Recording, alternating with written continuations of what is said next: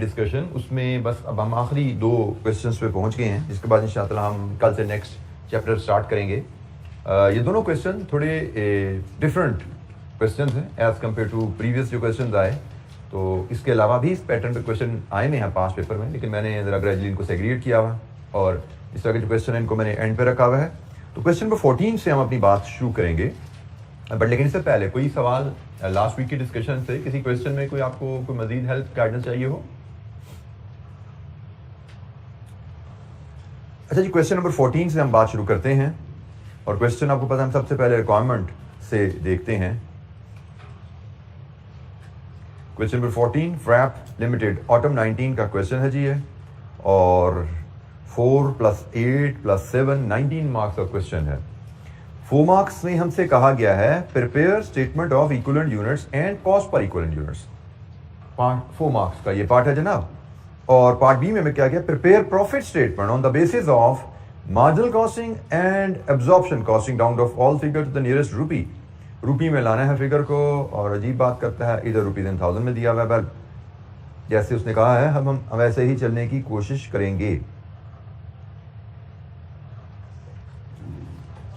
बल्कि हम इसको करते ऐसे हैं। यहाँ पे एग्जामिनर ने थोड़ी सी नॉर्मली जो क्रिएट की है, इधर उसने लिख दिया टू द नियरेस्ट रूपी और सोल्यूशन उसने खुद टू द नियरेस्ट 1000 रुपी में प्रोड्यूस किया हुआ है। तो हम करते क्या है कि टू द नियरेस्ट 1000 रुपी ही करते हैं, क्योंकि अमाउंट मिलियंस में अमाउंट्स हैं काफ़ी बड़ी बड़ी, 1000 रुपीज़ में ही ये ठीक रहेगा इसको सोल्यूशन को प्रेजेंट करना है। लेकिन असूलन जब 1000 रुपीज़ में लिखा हुआ है तो एग्जाम में आपको रुपीज़ में जाना है, राउंड ऑफ नहीं करना। राउंडिंग ऑफ की ऑप्शन हम तब लेते हैं जब एग्जामिनर की इंस्ट्रक्शन ना हो। एग्जामिनर की इंस्ट्रक्शन नहीं है तो हमारी गाइडलाइन है कि हम मिलियंस में फिगर हो तो 1000 में राउंड ऑफ कर लेंगे, हंड्रेड्स ऑफ मिलियन में फिगर हो तो उसको मिलियंस में राउंड ऑफ कर लेंगे, 1000 में फिगर हो तो वैल्यूज को डेसिमल लगाने की जरूरत नहीं है। मिलियंस में राउंड ऑफ किया है तो 2 डेसिमल में फिगर राउंड ऑफ करके लिखते हैं, और कॉस्ट पर यूनिट हमेशा रुपीज में लेंगे और रुपीज पर यूनिट में लेंगे, और रुपीज में लेंगे और 2 डेसिमल तक राउंड ऑफ करेंगे रुपीज में भी। तो पर यूनिट डाटा 2 डेसिमल तक, full value no decimal, even 1000 में है no decimal, only when values are in million फिर 2 डेसिमल तक हम वैल्यूज को लेते हैं। तो ये जनरल गाइडलाइन है, लेकिन उनके अगेंस्ट गाइडलाइन के अगेंस्ट एग्जामिनर की कोई इंस्ट्रक्शन आ जाए, हु विल फॉलो दैट। लेकिन यहाँ पे मैंने इंस्ट्रक्शन थोड़ी बदल दी है, क्योंकि एग्जामिनर का सोल्यूशन इस इंस्ट्रक्शन के मुताबिक नहीं है, और मुझे लगता है यही बेहतर है इन हालात में जिस तरह का सवाल है। अच्छा, ये अब यहाँ पे जो चीज़ नहीं आई है, इससे पहले हमने प्रोसेस कॉस्टिंग का सवाल क्लास में ऐसा डिस्कस नहीं किया जिसमें हमसे PNL बनाने को कहा जाए। तो ये अब हमसे प्रोसेस कॉस्टिंग के सवाल में equivalent units cost per unit के बाद PNL बनाने को कहा जा रहा है, एक बात। और दूसरी बात जो आपने यहाँ पे रजिस्टर होनी चाहिए आपको कि PNL हमें 2 मेथड से कहा जा रहा है। अभी तक हमने पूछा नहीं मैंने आपसे, लेकिन यू मस्ट नो कि प्रोसेस कॉस्टिंग में हम cost per unit absorption costing से निकाल रहे हैं, मार्जिनल कॉस्टिंग से। ओवरहेड एब्जॉर्ब करते आ रहे हो, हम पहले दिन से बोल रहा हूं मैं। प्रोसेस कॉस्टिंग में हम एब्जॉर्प्शन कॉस्टिंग फॉलो करते आए हैं, लेकिन अब यहाँ पे वो कह रहे हैं जी मार्जिनल कॉस्टिंग का PNL भी बनाना है। पढ़ते हैं सवाल, फिर देखेंगे कैसे इसमें हमें अपनी वर्किंग को मॉडिफाई करना है, एडजस्ट करना है। अब ये 2 टॉपिक एक तरह के जिसमें हम कहते हैं मिक्स हो गए हैं, प्रोसेस कॉस्टिंग का कॉन्सेप्ट भी है और साथ ही PNL का कॉन्सेप्ट भी है, मार्जिनल एब्जॉर्प्शन कॉस्टिंग का। फ्रैप limited FL manufactures and sells a single product Sigma. Following information is available.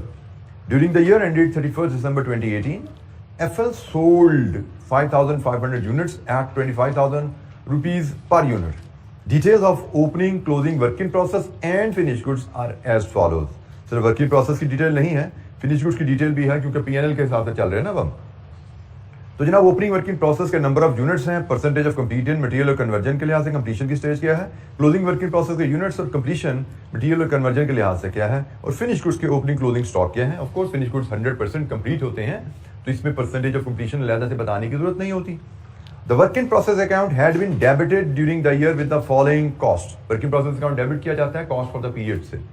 तो material cost for the period क्या है, और conversion including fixed overhead, conversion cost for the period क्या है, जिसमें से ये आपके फिक्स्ड ओवरहेड्स हैं।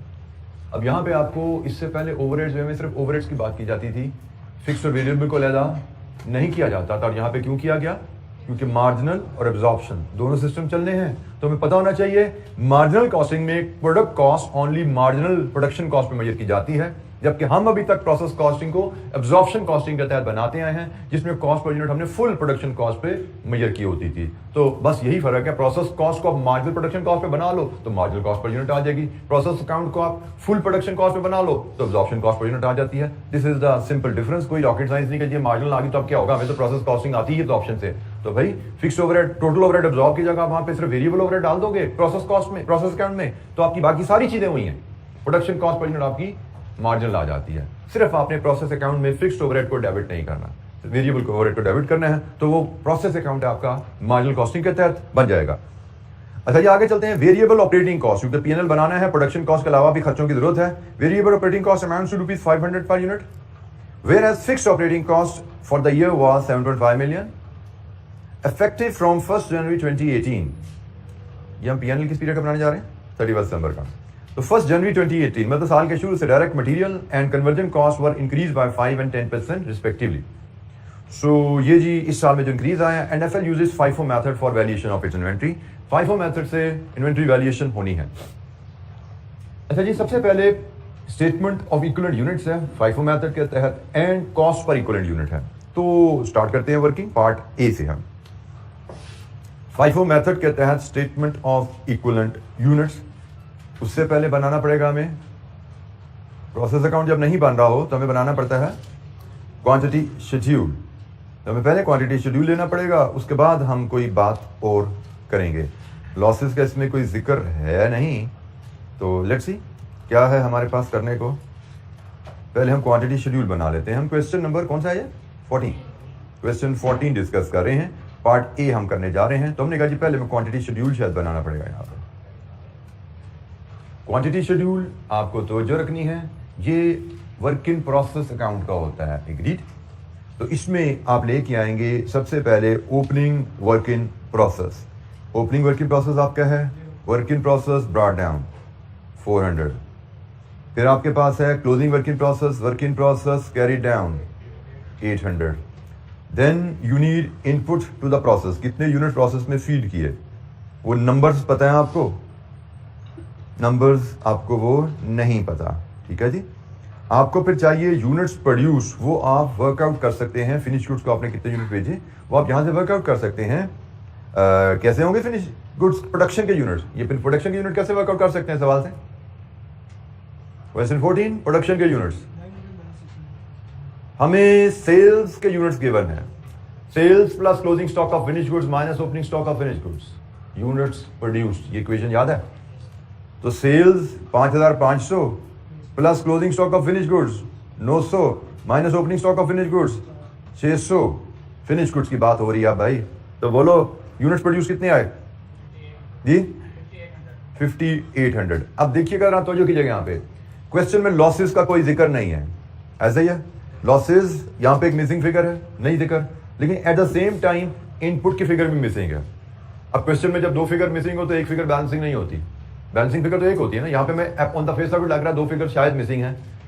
जब हमें दो फिगर्स की मिसिंग का पता चले तो हमें यह भी पता है दो फिगर्स क्वेश्चन में मिसिंग नहीं होती, मिसिंग फिगर एक ही होती है। तो इस केस में हम क्या समझेंगे कि लॉसेज आर जीरो, क्योंकि क्वेश्चन में लॉसेज का जिक्र ही कोई नहीं है ना, कोई लॉस का जिक्र ही कोई नहीं है। तो हम अज्यूम करेंगे लॉसेज क्वेश्चन में जीरो है, जो कुछ बच गया वो इनपुट है। ये इनपुट आपकी बैलेंसिंग फिगर आ जाएगी। तो टोटल यहाँ पे क्लोज कर लीजिए, ये आपका बन रहा है जी 6600, तो ये बन गया 6200। ये आपका क्वांटिटी शेड्यूल बन गया, क्योंकि क्वेश्चन में लॉसेस का जिक्र नहीं है, दो मिसिंग फिगर आ गई थी। अगर यहाँ पे हमें इनपुट की क्वांटिटी दी जाती तो शायद फिर बैलेंसिंग फिगर के हम लॉसेस के लिए चेक करते हैं कि बैलेंसिंग फिगर अगर आ रही है तो वो शायद वो लॉसेज होंगे, लेकिन यहाँ पे लॉसेस का क्वेश्चन में जिक्र नहीं है, दो फिगर उसके साथ मिसिंग नजर आ रही थी। हमने लॉसेस को जीरो ज्यूम करते हुए इनपुट की फिगर ले ली। तो ये जनाब क्वांटिटी शेड्यूल आ गया हमारा। और अब हमें इक्विवेलेंट यूनिट शेड्यूल बनाना है FIFO मेथड के तहत। FIFO मेथड के तहत इक्विवेलेंट यूनिट शेड्यूल, पहला कॉलम आउटपुट का है, फिर हमारा फुल यूनिट्स है, फिर percentage worked in the current period होता है। देन हमें इक्विवेलेंट यूनिट्स लेने हैं मटेरियल के एंड कन्वर्जन के, क्योंकि कन्वर्जन की स्टेज ऑफ कंप्लीशन एक ही दी गई है, तो हम इस अंदाज में चलेंगे।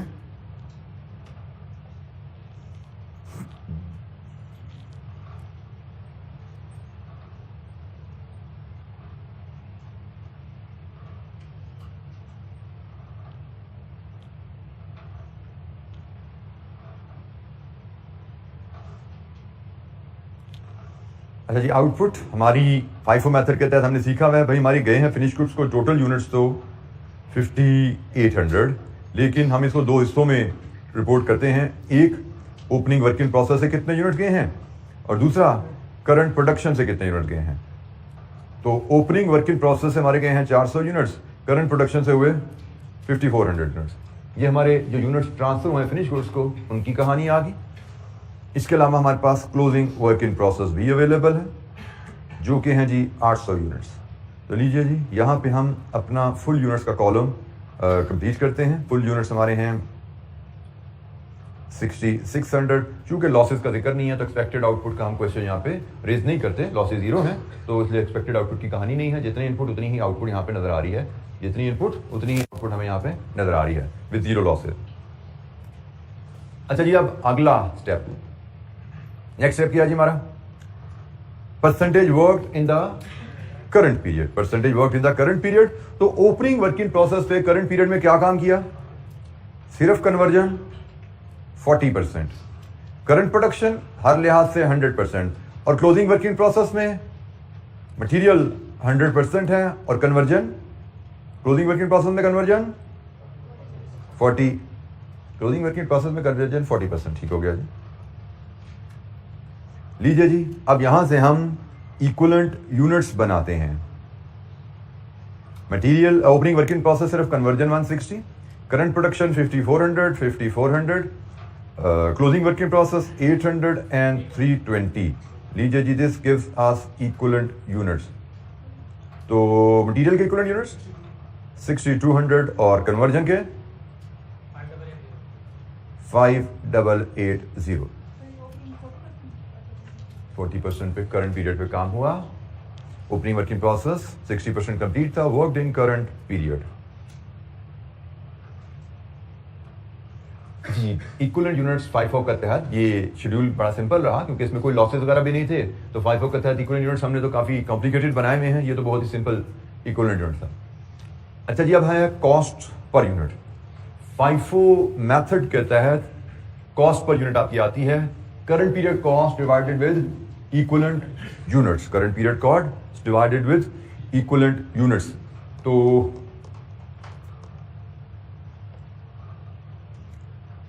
करंट पीरियड कॉस्ट हमें क्वेश्चन में गिवन है रुपीज इन 1000 में, इक्विवेलेंट यूनिट्स हमने निकाल ली है। यहां से कॉस्ट पर निकालेंगे हम। वैसे तो मैं कॉस्ट पर यूनिट मैं इधर अगर लहदा लिखूं, उसको मैं थोड़ा सा लहदा लिख रहा हूं, वजह भी आप सुन लोगे, फॉर्मूला शेप में लिख रहा हूं।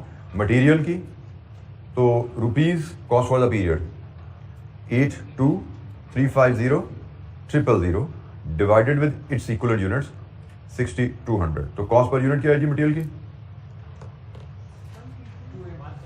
13282, और ये टेंस ऑफ थाउजेंड में चला गया ना, इसके साथ बेटा बेशक डेसिमल ना लगाना अगर आ भी रहे हैं तो, ठीक है। डेसिमल ना 2 4 5 10 रुपए आए ना, 2 डेसिमल तक फिगर हो तो डेसिमल में पर यूनिट डाटा लेते हैं। ये तो पर यूनिट डाटा हजारों रुपए में चला गया, इतनी बड़ी फिगर के साथ आप डेसिमल बेशक ना लगाइए अगर आ भी रहा है तो। ये तो आगे मटेरियल की कॉस्ट पर यूनिट। वैसे तो मैं आगे इसकी conversion cost per unit calculate करूं, कन्वर्जन कॉस्ट मुझे अवेलेबल है तो मेरा सवाल पार्ट एक कंप्लीट हो जाता है। लेकिन इस सवाल की अगले पार्ट को, रिक्वायरमेंट को देखते हुए मुझे लगता है मैं कन्वर्जन कॉस्ट पर यूनिट के 2 हिस्से करूंगा। एक वेरिएबल कन्वर्जन कॉस्ट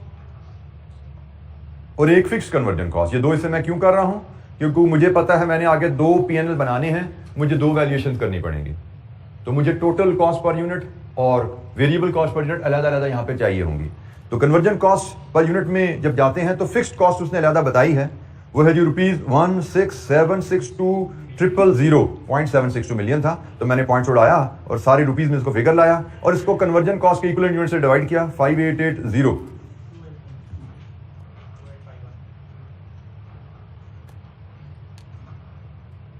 कितनी जी 2851। और इसी अंदाज में हम वेरिएबल कॉस्ट अगर करना चाहें तो टोटल कन्वर्जन कॉस्ट मेरे पास 44217000 है। इसमें से फिक्स कन्वर्जन कॉस्ट में निकाल दूं तो बाकी क्या बचा, वेरिएबल कन्वर्जन कॉस्ट, और इसको डिवाइड कर दूं मैं 5880 से। ये मेरी वेरिएबल कन्वर्जन कॉस्ट की फिगर यहां से आएगी 4669। और अगर मैं वेरिएबल प्रोडक्शन कॉस्ट करना चाहूं तो इन 2 वैल्यूज का सम कर लो। This is variable production cost, इन 2 वैल्यूज का सम क्या है 17951 और यहां से हमारी फुल प्रोडक्शन कॉस्ट आती है, इन दोनों को सम कीजिए, this is full production cost 20802, ठीक है जी।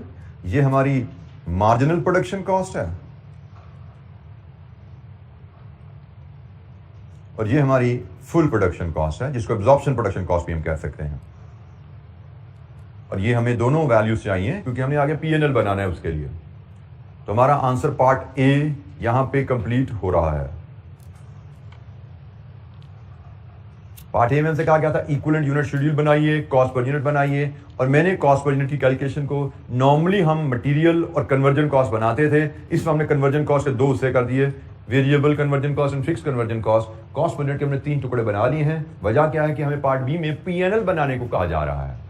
पीएनएल प्रोसेस कॉस्टिंग के क्वेश्चन में अक्सर आता है। ये क्वेश्चन जो हम कर रहे हैं ये भी पीएनएल है, इससे आगे भी हमने क्वेश्चन करना है वो भी पीएनएल का है। प्रोसेस कॉस्टिंग के कॉन्सेप्ट के साथ पीछे भी 1-2 क्वेश्चन गुजरे होंगे जो मैंने टच नहीं किए। मैंने लेटेस्ट क्वेश्चन जो है पीएनएल के उनको पकड़ा। तो एग्जामिनर प्रोसेस कॉस्टिंग पे हमें डिफरेंट अंदाज में क्वेश्चन देता है। जैसे यहाँ पे इस क्वेश्चन में उसने प्रोसेस कॉस्टिंग का कॉन्सेप्ट भी टेस्ट किया, मार्जिनल एब्जॉर्प्शन कॉस्टिंग का कॉन्सेप्ट भी टेस्ट कर रहा है पीएनएल और वैल्यूएशन के थ्रू। जी कोई सवाल? पार्ट ए हमारा कंप्लीट है, अब हमें पार्ट बी पीएनएल की तरफ चलना है। अच्छा जी, पीएनएल के पहले हम जरा फॉर्मेट अपने सामने ले आते हैं, फिर हम उनमें वैल्यूज फीड करना शुरू करते हैं। तो मैं पहले पार्ट बी में एब्जॉर्प्शन कॉस्टिंग के तहत पीएनएल उसको कवर करता हूं, ठीक है जी। पहले मैं पार्ट बी में एब्जॉर्प्शन कॉस्टिंग के तहत जो पीएनएल है उसकी बात करते हैं। तो एब्जॉर्प्शन कॉस्टिंग के तहत पीएनएल हमारा कैसे बनेगा? यहां पे sales less cost of sales, opening. अच्छा, यहां पे हमारा ओपनिंग स्टॉक 2 है, एक वर्क इन प्रोसेस है, एक फिनिश गुड्स है। तो हम opening stock of work in process, opening stock of finish goods दोनों को हम यहां पे लेंगे, फिर इसमें ऐड करेंगे फुल प्रोडक्शन कॉस्ट, फिर इसमें से लेस करेंगे क्लोजिंग स्टॉक, और वो भी दोनों हैं, वर्क इन प्रोसेस भी है और फिनिश गुड्स भी है। अच्छा, नॉर्मली इसके बाद हम ओवर अंडर एब्जॉर्ब की एंट्री डालते हैं, सही है। बट इस क्वेश्चन में क्या आपको एब्जॉर्प्शन रेट गिवन है?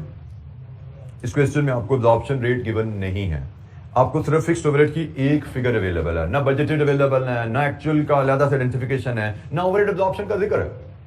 तो इस तरह के क्वेश्चन में हम यही अज्यूम करेंगे जो हमें एक्चुअल ओवरहेड गिवन है वही शायद बजटेड रहे होंगे, वही शायद एब्जॉर्ब रहे होंगे। इसका मतलब ओवर अंडर एब्जॉर्ब की फिगर यहाँ पे नहीं आएगी, ठीक है। हमने फॉर्मेट हमारे ज़हन में है, बट अगेन मैंने कहा कि हमने मक्खी पे मक्खी नहीं मारनी, हमने सोचते रहना है। ओवर अंडर एब्जॉर्ब की हमें पता है फिगर आती है, लेकिन ओवर अंडर एब्जॉर्ब की फिगर देने के लिए हमें कुछ डाटा चाहिए होता है ना। वो डाटा इस क्वेश्चन में कहीं यूज ही नहीं हुआ, कहीं हमें बताया ही नहीं गया उसके बारे में। इसका मतलब ओवर अंडर एब्जॉर्ब यहाँ पे कैलकुलेट नहीं किया जा सकता। तो फॉर्मेट हमने याद जरूर किया है, बट उसको रट के हमने छापना नहीं है, उससे हमने हेल्प लेनी है दिमाग इस्तेमाल करते हुए। और दिमाग इस्तेमाल करते हैं तो नजर आता है कि यहाँ पे ओवर अंडर एब्जॉर्ब की फिगर नहीं आएगी, ठीक है। तो यहां से आप कॉस्ट ऑफ सेल्स के बाद ग्रॉस प्रॉफिट ले पाएंगे, और ग्रॉस प्रॉफिट के बाद आपके ऑपरेटिंग एक्सपेंसेस आप लेस करेंगे, लेस ऑपरेटिंग एक्सपेंसेस, और आप यहां पे नेट प्रॉफिट की फिगर पे पहुंचेंगे। तो हम पहले एब्जॉर्प्शन कॉस्टिंग के तहत पीएनएल बना लेते हैं, उसके बाद हम मार्जिनल कॉस्टिंग की बात करेंगे। क्योंकि एब्जॉर्प्शन कॉस्टिंग मैंने पहले इसलिए चूज किया कि प्रोसेस कॉस्टिंग में हम जनरली अभी तक जो सवाल करते आए हैं वो एब्जॉर्प्शन कॉस्टिंग के असूल के तहत ही करते आए हैं। तो अब जो फिगर्स हम इसमें आसानी से वर्कआउट कर सकते हैं उनको जरा पिक करना शुरू करते हैं। सबसे पहले सेल्स की फिगर, 5500 यूनिट्स बेचे 25,000 पे, रुपीज इन थाउजेंड में फिगर बोल दीजिएगा रेवेन्यू की, 137500। ये जी हमारा रेवेन्यू रुपीज इन थाउजेंड में आ गया। ओपनिंग वर्क इन प्रोसेस पिछले साल बना था यूनिट्स, और उनकी कॉस्ट सेम नहीं है जो इस साल है। ओपनिंग वर्क इन प्रोसेस भी पिछले साल था, पिछले पीरियड का था, और फिनिश गुड भी पिछले साल का है। हमें यूनिट्स तो पता है ओपनिंग वर्क इन प्रोसेस के 400 हैं, इनकी कॉस्ट क्या होगी, वैल्यू क्या होगी, वो हमें देखना पड़ेगा। फिनिश गुड्स के हमें यूनिट्स तो पता है, ओपनिंग फिनिश गुड्स के 600 हैं, इनकी कॉस्ट क्या होगी देखना पड़ेगा, ये भी होल्ड करेंगे हम। फुल प्रोडक्शन कॉस्ट, तो फुल प्रोडक्शन कॉस्ट तो हमारे लिए बड़ी सिंपल है, हमें पीएनएल में फिगर गिवन है, हम उसी को सम कर ले। हमारे पास पीएनएल में फुल प्रोडक्शन कॉस्ट की फिगर गिवन है 82350 प्लस 44 217, यही है ना फुल प्रोडक्शन कॉस्ट आपकी। तो बोलिए क्या है? 126,567 क्लोजिंग स्टॉक की वैल्यूएशन। क्लोजिंग स्टॉक की वैल्यूएशन आपने, क्लोजिंग वर्किंग प्रोसेस की वैल्यूएशन, क्लोजिंग फिनिश गुड्स की वैल्यूएशन, ये दोनों चीजें आपने प्रोसेस कॉस्टिंग में सीखी हुई हैं। लाइक क्लोजिंग फिनिश गुड्स की वैल्यूएशन पहले देखिए जनाब। क्लोजिंग फिनिश गुड्स में हमारे पास कितने यूनिट्स हैं? 900, and they will be valued at full production cost. Finish goods full production cost में वैल्यू होता है ना। अब्जॉर्प्शन कॉस्टिंग में marginal plus fixed overheads full production cost. Closing stock full production cost 20802 पे वैल्यू होगा 18722, ये less हो रही फिगर। और closing work in process value करना आता है आपको। क्लोजिंग वर्क इन प्रोसेस कैसे वैल्यू होता है? 800 यूनिट्स मटेरियल के, 320 यूनिट कन्वर्जन के, ये मटेरियल की कॉस्ट और कन्वर्जन की कॉस्ट जी, ये वेरिएबल ये फिक्स दोनों लेंगे ना। एब्जॉर्प्शन कॉस्टिंग है, एब्जॉर्प्शन कॉस्टिंग में वेरिएबल प्लस फिक्स दोनों कन्वर्जन कॉस्ट आपने लेनी है, ठीक है जी। सो क्लोजिंग वर्किंग प्रोसेस की वैल्यूएशन, कितने यूनिट्स हैं जी मटेरियल के? 800, और मटेरियल की कॉस्ट 13282। फिर आपके पास कन्वर्जन के यूनिट है 320 और कन्वर्जन की कॉस्ट, दोनों को सम कर लेंगे, लिख देते हैं 4661 प्लस 2851। लीजिए जी, ये आपकी कन्वर्जन कॉस्ट आ गई। इक्विवेलेंट यूनिट्स वर्किंग प्रोसेस में कन्वर्जन के 320 हैं, मटेरियल के 800 हैं, और मटेरियल कॉस्ट पर यूनिट क्या है और conversion cost per unit total क्या है, क्योंकि अब हम फुल प्रोडक्शन कॉस्ट पे चल रहे हैं ना, अभी हम एब्जॉर्प्शन कॉस्टिंग पर चल रहे हैं। तो हमने ऊपर वर्कआउट किया हुआ है हमारी fixed variable, fixed overheads, fixed conversion, variable conversion. ये वैल्यू जनाब हमने कहां से हटाई? ये आ रही है आपके सामने। ये आपकी वेरिएबल कन्वर्जन है, ये फिक्स कन्वर्जन है। इन दोनों को सम करके हमने 320 से मल्टीप्लाई किया, तो ये हमारी inventory valuation closing working process की आई। कितनी वैल्यू है जी? 13032, ये भी माइनस होगी।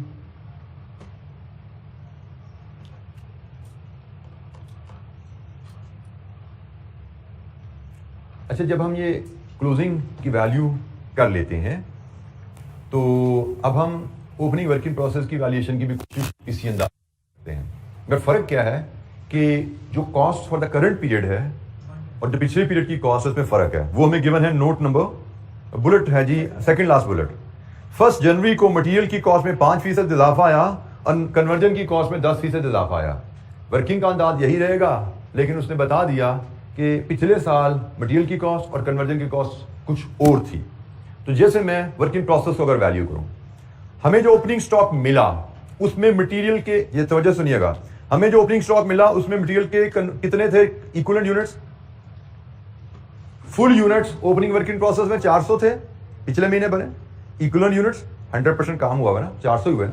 तो वर्किंग प्रोसेस है, एलिमेंट वाइज वैल्यू होगा, 400 ही थे। लेकिन क्या इनकी कॉस्ट 13282 ही थी पिछले साल भी? The answer is no. पिछले साल के मुकाबले में इस साल कॉस्ट 5% बढ़ी है, इसका मतलब ये 105 है, पिछले साल 100 थी। लीजिए जी, बोर्ड पे पहले फॉलो कर लीजिएगा, कॉपी बाद में कीजिएगा। 400 ओपनिंग वर्किंग प्रोसेस में 400 यूनिट्स हमारे पास पड़े हुए हैं मटेरियल के, उनकी कॉस्ट 1382 नहीं थी, उनकी कॉस्ट 13282 डिवाइड बाय 105 into 100 थी, क्योंकि उसने कहा ये कॉस्ट पिछले साल के मुकाबले में 5% ज्यादा है। तो पिछले साल मटेरियल कॉस्ट क्या है? ओपनिंग वर्किंग प्रोसेस इनटू पिछले साल की मटेरियल कॉस्ट। इसी अंदाज में पिछले साल हमारा जो स्टॉक आया उसमें कन्वर्जन यूनिट्स कितने थे? पिछले पीरियड में कितने परसेंट काम हो गया था? 60%। तो 400 यूनिट्स फुल थे, 400 का 60% ये कन्वर्जन के आपके यूनिट्स हैं, ये आपके कन्वर्जन के यूनिट्स हैं जो पिछले पीरियड से आगे ट्रांसफर हुए, और इनको अब आपने मल्टीप्लाई करना है overhead conversion cost per unit से। और क्या इस दफा भी कन्वर्जन कॉस्ट पिछली दफा 4669 प्लस 2851 थी? सेम कन्वर्जन कॉस्ट थी पिछले साल? Answer is no. 10% का इजाफा आया है, ये 110 into 100। जनाब, ये आपकी ओपनिंग वर्किंग प्रोसेस में मटेरियल, ये आपका ओपनिंग वर्किंग प्रोसेस में कन्वर्जन। तो बताइए ओपनिंग वर्किंग प्रोसेस की value 6701।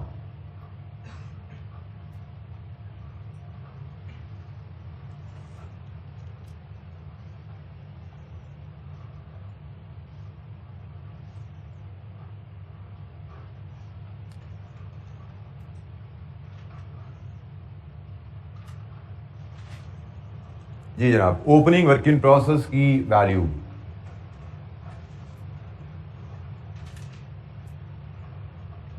Opening finish goods full unit है ना, लेकिन पिछले साल की कॉस्ट में। तो पिछले साल की कॉस्ट में मटेरियल कितना था 13282 डिवाइडेड विद 105 इंटू 100। पिछले साल की कॉस्ट में कन्वर्जन कितना था 4669 प्लस 2851 डिवाइडेड विद 110 इंटू 100। तो जनाब ये इनको सम करेंगे, ये आपकी कॉस्ट पर यूनिट बन जाएगी टोटल। ठीक है जी, आपकी टोटल कॉस्ट पर यूनिट क्या आएगी, मटेरियल प्लस कन्वर्जन, ये फुल कॉस्ट पर यूनिट है पिछले साल की, इंटू 600 11692। कॉस्ट ऑफ सेल्स है 113206। ग्रॉस प्रॉफिट 24294 और इसके बाद ऑपरेटिंग एक्सपेंसेस हैं। ऑपरेटिंग एक्सपेंसेस ने कहा जी 500 पर यूनिट है। Operating expenses number of unit sold पे मेजर किए जाते हैं। और इसके अलावा उसने कहा जी 7.5 मिलियन एक और फिक्स्ड हैं। तो जनाब टोटल रुपीज इन थाउजेंड में बोल दीजिए ये कितने बनते हैं 10250। यहां से आप नेट प्रॉफिट ले सकते हैं। अब कितना है जी नेट प्रॉफिट आपका जी 14044। लीजिए जी, ये आपका P&L है अंडर एब्जॉर्प्शन कॉस्टिंग। वेरिएशन का प्रिंसिपल वही है जो हमने पहले सीखा हुआ है, सिर्फ इसकी प्रेजेंटेशन मैंने यहां पे जरा थोड़ी सी स्मार्टली क्वेश्चन जो आंसर है वहीं पे कर दी, बजाय के वर्किंग में लेके मैं आगे जाऊं, वर्किंग से रेफर करके आगे जाऊं, मैंने स्मार्टली यहीं पे प्रेजेंटेशन कर दी। ये सारा डाटा जो हमने ऊपर पार्ट ए में डिटरमिन किया है उस डाटा को यूज करते हुए यहीं पे हमारी प्रेजेंटेशन हो गई। ये एनी क्वेश्चन, कोई सवाल?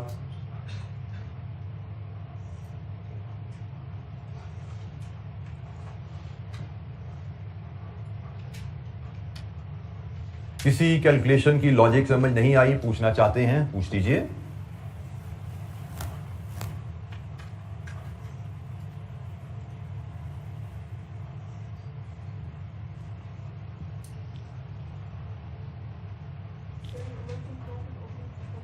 जी बेटा, किस फिगर पे आपको क्वेश्चन है ओपनिंग वर्किंग प्रोसेस की?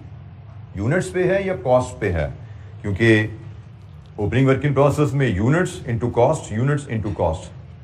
वर्किंग प्रोसेस है पार्शली कंप्लीट यूनिट्स होते हैं, उसमें मटेरियल के यूनिट्स, मटेरियल 100% हुआ हुआ है तो 400 यूनिट्स के इक्विवेलेंट यूनिट्स भी 400 हैं। ओपनिंग वर्किंग प्रोसेस में मटेरियल कन्वर्जन 60% हुई हुई है तो 400 का 60% ये इक्विवेलेंट यूनिट्स ऑफ कन्वर्जन है ओपनिंग वर्किंग प्रोसेस में। सो मटेरियल के इक्विवेलेंट यूनिट्स वर्किंग प्रोसेस को वैल्यू कर रहे हो, मटेरियल के equivalent units into cost per unit of material, conversion के equivalent units into cost per unit of conversion.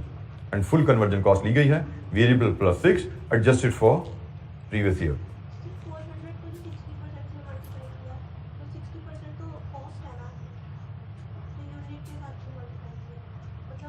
बेटा इक्विवेलेंट यूनिट्स बनाए गए हैं, ये फुल कॉस्ट पर यूनिट है।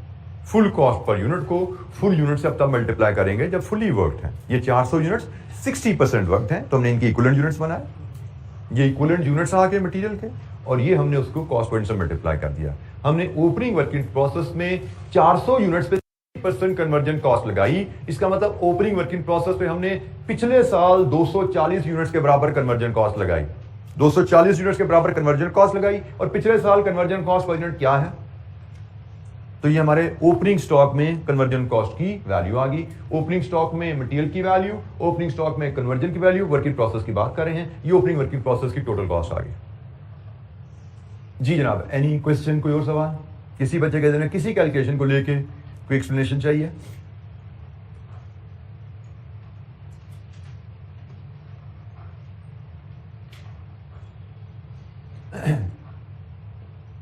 एब्जॉर्प्शन कॉस्टिंग के तहत P&L है और ये वैल्यूज हमें equivalent unit schedule cost per unit data से मिल रही थी। ओपनिंग स्टॉक की वैल्यूज हमने एडजस्ट की और उसके हिसाब से ओपनिंग स्टॉक को वैल्यू किया। अच्छा जी, इसी पैटर्न पे अब हम मार्जिनल कॉस्टिंग का P&L भी बनाते हैं। इसी अंदाज में वो बनेगा। ये लॉन्ग फॉर्मेट है मार्जिनल कॉस्टिंग का। आपको पता है मार्जिनल कॉस्टिंग के 2 फॉर्मेट सीखे हुए हमने। यहाँ पे लॉन्ग फॉर्मेट ही लगेगा क्योंकि cost per unit opening stock की कुछ और है और करंट प्रोडक्शन की कुछ और है। तो यही लॉन्ग फॉर्मेट का अंदाज ही हमें वहां पे चलाना है। हम मार्जिनल कॉस्टिंग P&L पे अब बात करते हैं। Sales less variable cost of sales, और वेरिएबल कॉस्ट ऑफ सेल्स हमारी कैसे बनेगी? Opening stock of work in process, opening stock of finish goods, add variable production cost less closing stock of work in process and closing stock of finish goods. यहां से आपको पता है इन सब का जब हम सम करते हैं, इन वैल्यूज का 1 2 3 4 5, इन वैल्यूज का सम करते हैं तो हमें मिलता है variable production cost of sales, और इसमें फिर हम जब ऐड करते हैं वेरिएबल ऑपरेटिंग कॉस्ट तो हमें मिलती है वेरिएबल कॉस्ट ऑफ सेल्स। यहां से हम फिर लाते हैं कंट्रीब्यूशन और इसमें से लेस करते हैं फिक्स्ड कॉस्ट। फिक्स्ड कॉस्ट में हमारे पास प्रोडक्शन की फिक्स्ड कॉस्ट भी है और ऑपरेटिंग फिक्स्ड कॉस्ट भी है। Then we get to the net profit.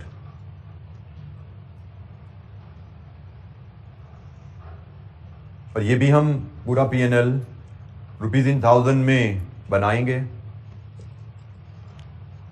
ये स्टैंडर्ड वही फॉर्मेट जो मैंने पूरे पिछले चैप्टर में आपसे मार्जिनल एब्जॉर्प्शन कॉस्टिंग के चैप्टर में जो आपसे यूज किया, सेम वही फॉर्मेट मैंने इस क्वेश्चन में भी अप्लाई किया। बस फर्क सिर्फ क्या है कि यहां पे ओपनिंग स्टॉक 2 हैं। इससे पहले सिर्फ वर्क इन प्रोसेस हमें दिया जाता था, बल्कि फिनिश गुड्स होता था। मार्जिनल कॉस्टिंग में सिर्फ फिनिश गुड्स का स्टॉक होता था, वर्क इन प्रोसेस नहीं होता था। तो यहाँ पे वर्क इन प्रोसेस भी है, ओपनिंग स्टॉक में भी, क्लोजिंग स्टॉक में भी। दिस इज ओनली चेंज, बाकी सारा फॉर्मेट वही है जिससे हम फेमिलियर हैं 100%। तो अगर मैं शुरू कर दूं फिक्स्ड कॉस्ट से बातें, वैल्यू डालना तो ज्यादा मुझे आसान लग रहा है। जैसे प्रोडक्शन की cost, fixed cost readily available है 16762 रुपीज इन 1000 में। Operating fixed cost readily available है 7500। प्रोडक्शन कॉस्ट आसानी से मेरे लिए डिटरमिन करना है 82350 प्लस 44217 माइनस 16762, क्योंकि हमने लेनी है सिर्फ वेरिएबल प्रोडक्शन कॉस्ट। ये मटेरियल की कॉस्ट है, ये फुल कन्वर्जन कॉस्ट है। हम मार्जिनल कॉस्टिंग का P&L बना रहे हैं, वेरिएबल प्रोडक्शन कॉस्ट चाहिए। फिक्स कॉस्ट इसमें से निकालो, क्योंकि फिक्स हमने यहां डाल दिया ना भाई, तो यहां पे तो नहीं आएगी फिक्स। मार्जिनल कॉस्टिंग के तहत कितनी बनी है कॉस्ट? 109,805। अच्छा जी, सेल्स की फिगर तो एज बिफोर क्या थी? 137,500। क्लोजिंग स्टॉक की वैल्यूएशन पहले देख लेते हैं, हमें वो आसान लगेगी। क्लोजिंग स्टॉक फिनिश गुड्स के यूनिट कितने हैं? 900। और क्लोजिंग स्टॉक में मार्जिनल कॉस्ट पर यूनिट कितनी है? पार्ट ए में जाओ, पार्ट ए में जाओ, जरा देखो यहां पे जरा। ये आ रहा है जी part A, cost per unit material, variable conversion cost, ये है जी मार्जिनल प्रोडक्शन कॉस्ट। इसमें फिक्स्ड ओवरहेड डाले थे तो हमारे पास फुल प्रोडक्शन कॉस्ट आई थी जो हमने एब्जॉर्प्शन कॉस्टिंग P&L में यूज की। तो फिलहाल हमें मार्जिनल प्रोडक्शन कॉस्ट चाहिए, material, conversion and full total. तो याद रखिएगा ये फिगर्स, इनको लेके हम चलते हैं। फिनिश गुड्स इस पे वैल्यू होंगे, फिनिश गुड्स फुल कॉस्ट पे वैल्यू होंगे, और closing stock element wise material और कन्वर्जन पे वैल्यू होंगे। तो क्लोजिंग स्टॉक फिनिश गुड्स 17951 पे वैल्यू होगा, 17951 पे वैल्यू होगा, 16156। और वर्क इन प्रोसेस के equivalent units, closing work in process के इक्विवेलेंट यूनिट्स 800 यूनिट्स मटेरियल के हैं, 13282 पे वैल्यू होंगे। 320 यूनिट्स कन्वर्जन के हैं, 4669 वेरिएबल कन्वर्जन कॉस्ट पे वैल्यू होंगे। कितनी बनी? 12120। लीजिए जी, ये क्लोजिंग वर्क इन प्रोसेस की वैल्यू, ये क्लोजिंग फिनिश गुड्स की value. Closing finish goods full cost per unit पे वैल्यू हुए हैं, जबकि closing work in process element wise 800 material के यूनिट्स, 320 कन्वर्जन के यूनिट्स, एलिमेंट वाइज वैल्यू है। जैसा हमने प्रोसेस कॉस्टिंग में सीखा है कि वर्क इन प्रोसेस को एलिमेंट वाइज वैल्यू किया जाता है, फिनिश गुड्स को फुल कॉस्ट पे वैल्यू किया जाता है। अब फर्क सिर्फ इस पार्ट में क्या आया, ये मार्जिनल कॉस्टिंग के तहत बन रहा है। तो प्रोसेस कॉस्टिंग आप एब्जॉर्प्शन कॉस्टिंग के तहत कर लो, प्रोसेस कॉस्टिंग आप मार्जिनल कॉस्टिंग के तहत कर लो, दोनों तरह से आपसे प्रोसेस कॉस्टिंग करने को कहा जा सकता है। तो इस सवाल में हमसे प्रोसेस अकाउंट्स तो नहीं बनवाया जा रहा, लेकिन वर्किंग हमसे वही करवाई जा रही है जो हमें प्रोसेस अकाउंट अगर बनाने को कहा जाता।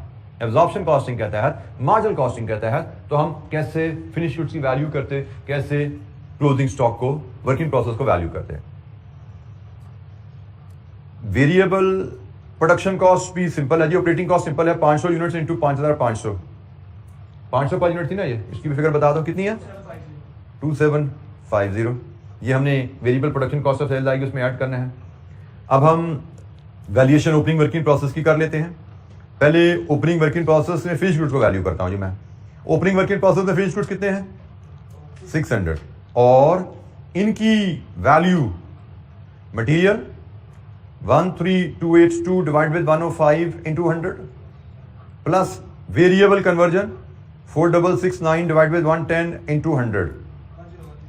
लीजिए जी, ये आपकी मटेरियल प्लस वेरिएबल कन्वर्जन पिछले साल की कॉस्ट पर यूनिट क्या है, इंटू 600, 10137। पिछले साल 600 फुल यूनिट्स थे और फुल यूनिट्स की cost material plus variable conversion cost, full units की मटेरियल प्लस कन्वर्जन कॉस्ट मतलब वेरिएबल प्रोडक्शन कॉस्ट क्या रही, 10137।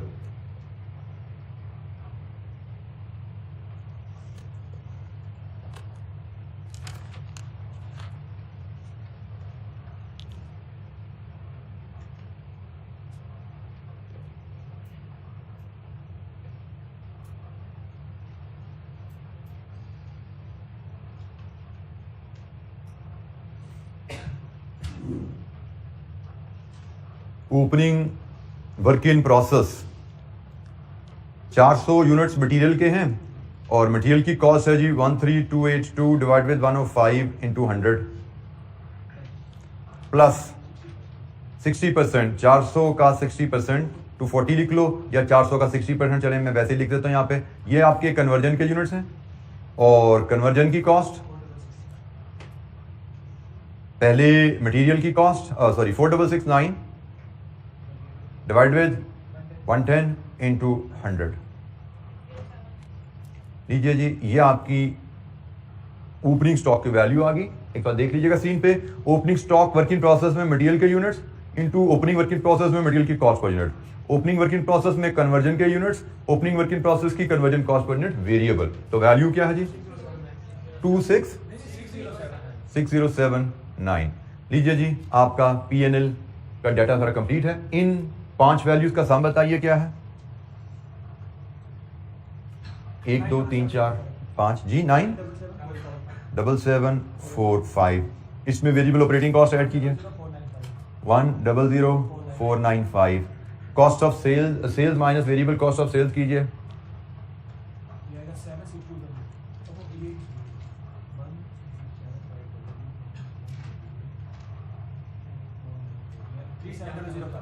$37,005। और अब आप इसमें से नेट प्रॉफिट बताइए, 12743। लीजिए जी, ये हमारा P&L कंप्लीट। मार्जिनल कॉस्टिंग के तहत P&L कैसे दिखता है, ये भी हमारा बन गया। तो कोई सवाल?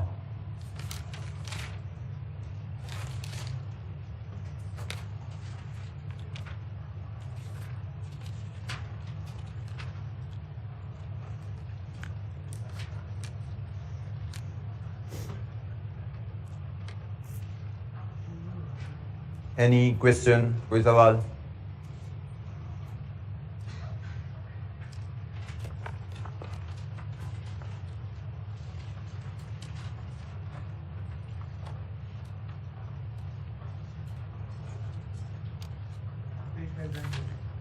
नहीं, मैं ये नहीं देखना चाह रहा था।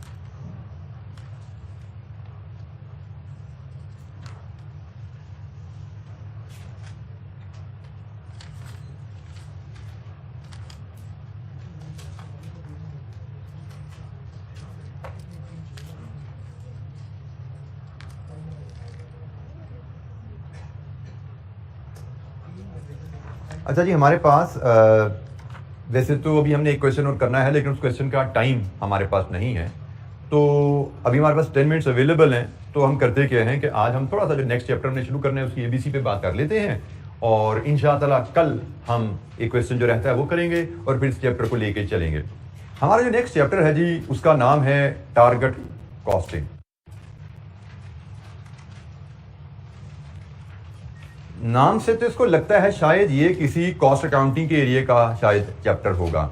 जैसे हमने प्रोसेस कॉस्टिंग पढ़ी, तो शायद टारगेट कॉस्टिंग से नाम से लगता है शायद ये किसी कॉस्ट अकाउंटिंग का चैप्टर है जिसमें कॉस्ट पर यूनिट कैलकुलेट करना हमें सीखना है, लेकिन ये बिल्कुल ऐसा नहीं है। टारगेट कॉस्टिंग मैनेजमेंट अकाउंटिंग का टॉपिक है, और अगर हम इसकी एग्जाम सिग्निफिकेंस देखें, छोटा सा चैप्टर है, बहुत फ्रीक्वेंटली अपेयर होने वाला नहीं है, लेकिन रीसेंट अटेम्प्ट जो गुजरी हमारी कौन सी थी, स्प्रिंग 22 में ये 7 मार्क्स का इस पे क्वेश्चन हमें आया हुआ है। ठीक है, मॉडल पेपर में नहीं, लेकिन स्प्रिंग 22 में ये 7 मार्क्स का क्वेश्चन आया हुआ है। सो छोटा सा चैप्टर है, और इसमें बेशक प्रोबेबिलिटी बच्चों ने दे द प्रोबेबिलिटी, अगर नॉर्मल कोर्स में देखें तो चांसेस कम है कि कमिंग अटेम्प्ट में रिपीट होगा, लेकिन अगर एक एग्जामिनर की अप्रोच देखो तो जिस एरिया में स्टूडेंट की परफॉर्मेंस और पुअर रही हो रिसेंट एग्जाम में, वो एरिया जितना मर्जी लेस इंपॉर्टेंट हो, एग्जामिनर उसको रिपीट कर देता है। So examiner comments will tell us कि स्टूडेंट की परफॉर्मेंस इस पे कैसी रही, उससे हमें पता लगेगा इसकी एग्जाम में अपीयरेंस की प्रोबेबिलिटी कितनी ज्यादा या कम है। हैविंग सेड दैट, किसी भी टॉपिक की प्रोबेबिलिटी एग्जाम में कितनी भी कम क्यों ना हो, कभी उसको सिलेक्टिव या चॉइस में नहीं छोड़ेंगे हम। ये जरूर होगा कि भाई probability of appearing in the exam is low, we will do relatively lesser practice and revisions। Cover पूरा करेंगे, लेकिन किसी मेन टॉपिक को हमने 4 दफा रिवाइज की है, उसके 20 सवाल किए हैं, तो किसी लेसर इंपॉर्टेंट टॉपिक को विद लेस प्रोबेबिलिटी हम में भी 2 दफा रिवाइज कर लेंगे और उसके 20 नहीं, 4-5 सवाल कर लेंगे।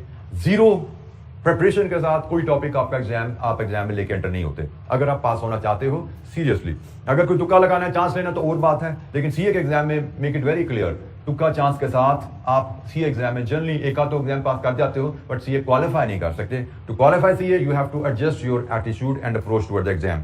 तो जनाब, टारगेट कॉस्टिंग मैनेजमेंट अकाउंटिंग का टॉपिक है। टारगेट कॉस्टिंग में हम पढ़ते क्या है? जनरली टारगेट कॉस्टिंग का कॉन्सेप्ट या ये टूल यूज करती है ऐसी organization who is about to launch a new product in a competitive market. एक कंपेटिटिव मार्केट में एक कंपनी नई प्रोडक्ट लॉन्च करना चाहती है, तो उसको टारगेट कॉस्ट डिटरमिन करने की जरूरत होती है। टारगेट कॉस्ट क्या होती है जी?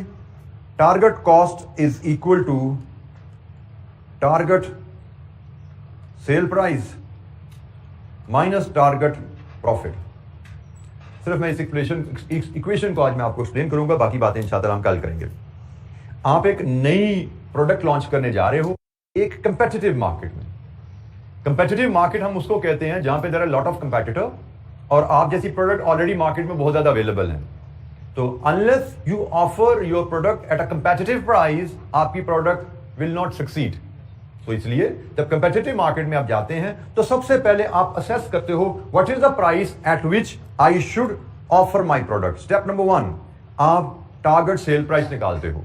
आपने जब प्रोडक्ट लॉन्च करनी है, आप उसकी टारगेट सेल प्राइस डिटरमिन करते हो, मार्केट सर्वे करते हो, डिफरेंट कंपेटिटर्स की ऑफर्स देखते हो, उनकी क्वालिटी को स्टडी करते हो, उनकी प्राइस को देखते हो, और उसकी बेसिस पे अपनी प्रोडक्ट की एक टारगेट प्राइस निकालते हो कि भाई मैंने अगर अपनी प्रोडक्ट को सक्सेसफुल बनाना है तो मुझे ये प्रोडक्ट कितने की बेचनी चाहिए। लेट्स अज्यूम हमने कहा जी, हमने अपने सर्वे के बाद निकाला हमें प्रोडक्ट 100 रुपए की बेचनी है।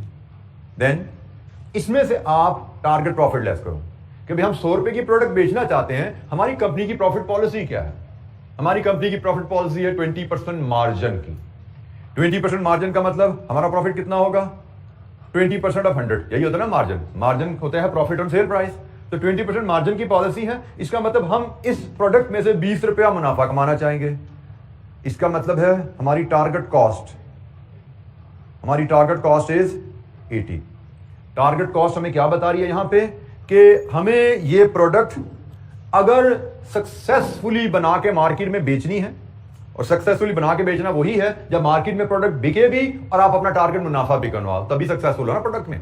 अगर आपने प्रोडक्ट मार्केट में बेची लेकिन मुनाफा मुनासिब नहीं कमाया या नुकसान हो गया तो कामयाबी तो नहीं है। प्रोडक्ट बेचना सिर्फ मकसद नहीं होता, प्रोडक्ट को बेचना मुनाफे पे, जो वो मुनाफा जो आप कमाते हो नॉर्मली, उस मुनाफे पे प्रोडक्ट को बेचना ये कामयाबी है। तो हमें इस इक्वेशन से क्या पता लग रहा है कि अगर हमने इस प्रोडक्ट को मार्केट में लॉन्च करना है 100 रुपए पे, और अगर हमें इस प्रोडक्ट पे 20% मार्जिन कमाना है जो हमारी कंपनी की पॉलिसी है, तो हमें यह प्रोडक्ट 80 रुपए में बनानी है, टारगेट कॉस्ट। इसके बाद आप देखते हो कि भाई मेरी टारगेट कॉस्ट तो 80 है, मेरी एस्टिमेटेड कॉस्ट क्या है, मेरी जो प्रोडक्शन टीम है वो क्या कहती है। आप कॉस्ट गैप निकालते हो, पता लगा आपकी प्रोडक्शन टीम कहती है ये बॉल पेन तो 85 रुपए का बनता है हमारे पास। प्रोडक्शन टीम कहती है जी हमारे पास तो ये बॉल पेन 85 का बन रहा है, आपका हिसाब किताब कहता है ये 80 का बनेगा तो ही फायदा है, तो ही हम लॉन्च कर सकते हैं इसको कामयाबी से। अदरवाइज हमारी कामयाबी से लॉन्च नहीं होगी, मतलब हम इस पे डिजायर्ड प्रॉफिट नहीं कमा पाएंगे। तो जनाब ये 5 रुपए जो आ जाता है ना, ये कॉस्ट गैप है, इसको कहा जाता है कॉस्ट गैप। कॉस्ट गैप से मुराद क्या है कि अगर आपने प्रोडक्ट को सक्सेसफुली लॉन्च करना है तो अपनी प्रोडक्ट कॉस्ट को कितना नीचे लाना है, 5 रुपए। This is called cost gap, कि हमने अपनी प्रोडक्ट कॉस्ट को 5 रुपए कम करना है, तभी हम प्रोडक्ट को सक्सेसफुली लॉन्च कर पाएंगे। तो टारगेट कॉस्टिंग का आप समझो 80-90% कॉन्सेप्ट यही है। 2-4-5% बातें रह गई हैं, इंशाअल्लाह वो कल करेंगे, और इस पे कल इलस्ट्रेशन भी कल को देख लेंगे, और परसों जैसे इंशाअल्लाह ये चैप्टर हमारा कंक्लूड हो रहा होगा। कल हमारा एजेंडा क्या रहेगा, हम एक क्वेश्चन जो हमने छोड़ा है, क्वेश्चन 15 प्रोसेस कॉस्टिंग का, उसको देखेंगे। उसके बाद इस प्रोसेस कॉस्टिंग के, ये टारगेट कॉस्टिंग का बेसिक कॉन्सेप्ट जो मैंने आपको छोटी सी 2 इक्वेशन दी हैं, एक कॉस्ट गैप की, एक टारगेट कॉस्ट की इक्वेशन है, एक कॉस्ट गैप की इक्वेशन है, this which is approximately 80-90% of this topic, this chapter. ये नॉलेज यहीं पे है, इसको हमने थोड़ा सा कंक्लूड कर लेंगे कल, और कल छोटी सी इलस्ट्रेशन और मे भी परसों 5 पेपर क्वेश्चन के साथ ये चैप्टर हमारा इंशाअल्लाह कंक्लूड हो जाएगा। ठीक है, तो आज के लिए इतना ही, बाकी इंशाअल्लाह कल मुलाकात करेंगे और अपनी डिस्कशन को कैरी करेंगे। अस्सलाम वालेकुम।